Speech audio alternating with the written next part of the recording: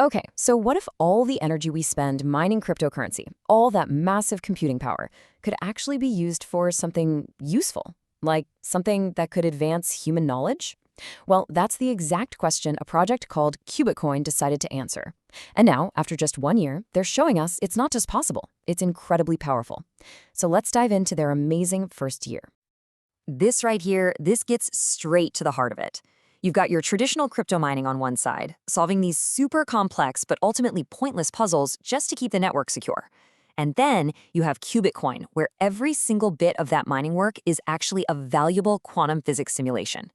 It's a total game changer in how we think about what all this computational work is for. And look, this is such a big deal because of mining's, well, its big problem. These proof-of-work systems, the kind that Bitcoin made famous, they use an absolutely mind-boggling amount of electricity. It's a huge criticism, and it's a fair one. All that power is just getting burned on math problems that have zero value outside of making a digital coin rare. So this is where Qubitcoin steps in with a whole new kind of work. They didn't try to reinvent everything from scratch. Instead, they did something really smart. They took the proven, super secure blueprint of Bitcoin and just gave its engine a brand new, scientifically productive purpose. So here's the big idea. Qubitcoin is built on a copy of Bitcoin's code. It's what they call a fork. So it's got a rock-solid foundation. But here's the genius twist. They swapped out those standard energy-guzzling puzzles with a system that performs quantum simulations. They even kept the 21 million coin limit as a cool little nod to Satoshi. So now, every coin that's mined is literally a byproduct of real scientific research. All right, so you've got this wild idea on paper, but how did it actually do in its first year out in the real world? Well, it's been one heck of a journey. We're talking explosive growth, a couple of sleepless nights for the team, and some breakthroughs that were just completely unexpected. And listen, when I say explosive, I really mean it. The idea of purposeful mining just clicked with people. It pulled in this global community of miners and researchers way faster than anyone, including the team, could have possibly predicted. Just look at these numbers. The scale of this growth is staggering. They launched with around 700 GPUs on the network. A year later, that number shot past 3,000. This basically makes Cubitcoin the world's largest decentralized quantum computing network. We're talking more distributed simulation power than a lot of major university research labs. That's insane. But of course, a journey this ambitious is never just a straight, easy line. It wasn't all smooth sailing. The team had their fair share of challenges, including this one incident where they were pretty sure they had just broken the laws of physics. This is just a fantastic story about the roller coaster of innovation. So early on, one of their simulations spit out results that seemed to, violate everything we know about quantum mechanics.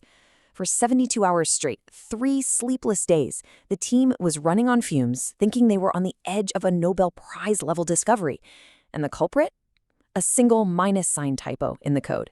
A bug. They now lovingly call it the minus sign incident.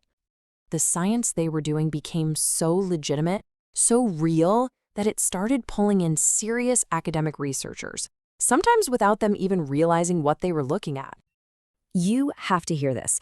Just 3 months after they launched, a researcher from ETH Zurich, a super prestigious university, actually cited data from the Qubitcoin network in their paper, thinking it was from a university supercomputer.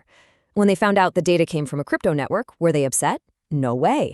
They were so blown away they joined the project to help validate the scientific results. That's an incredible vote of confidence. So, to really push the limits of their network, the team put out a bounty challenge. The goal? Simulate a really complex 24-qubit circuit faster than their own in-house code could. Well, the winning team didn't just beat them.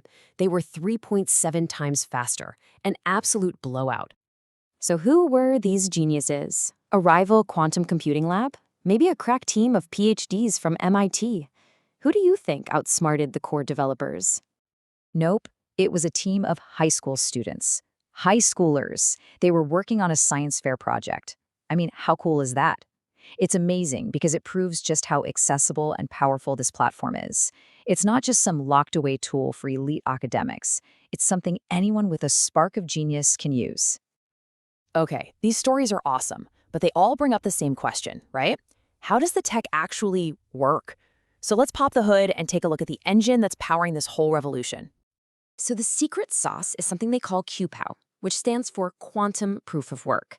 Instead of solving those random hash puzzles, miners are all competing to run these quantum simulations. They do this on regular hardware, like the gaming GPUs many people already have, and they get this massive speed boost by using powerful software tools like NVIDIA's cuQuantum SDK. And the speed is it's hard to even wrap your head around. On a typical consumer graphics card, you can run a 16 qubit simulation in about 1 millisecond. That is literally faster than you can blink. The network is just constantly churning through these incredibly complex calculations at an unbelievable rate. Now, this is where it gets really cool for all the tinkerers out there. See, in normal crypto mining, everyone runs the exact same software, but Qubitcoin has this bring your own solver model. The network throws out a problem and miners can use whatever they want, custom hardware, custom software, you name it, to solve it. This creates this amazing ecosystem of innovation. You've got people submitting solutions from little Raspberry Pi clusters all the way up to people experimenting with actual quantum hardware. It just pushes the whole field forward. So after a year of all this, Qubitcoin really forces us to zoom out and ask that bigger question again. What if mining had a purpose? What does that really mean? The team has this line in their GitHub README, which is a little wink and a nod to the famous paper by Watson and Crick about DNA. It's a massive understatement on purpose. They're being humble, but the ambition here is huge and it's clear. They think this system could totally change how we discover and develop new quantum algorithms. Ultimately, the takeaway from Qubitcoin's first year is really, really simple. It's proof. Proof that the immense computational power of a cryptocurrency network doesn't have to go to waste. It can be aimed at something bigger, something that could benefit all of us. And that kind of leaves us with this final, really exciting thought. Quantum physics is just one area. Imagine if we took this model and applied it to other huge problems. What about protein folding to discover new drugs, or complex climate modeling, or creating new materials? What other massive global challenges could we tackle if we just pointed all this decentralized computing power toward a common purposeful goal? It's a pretty amazing future to think about.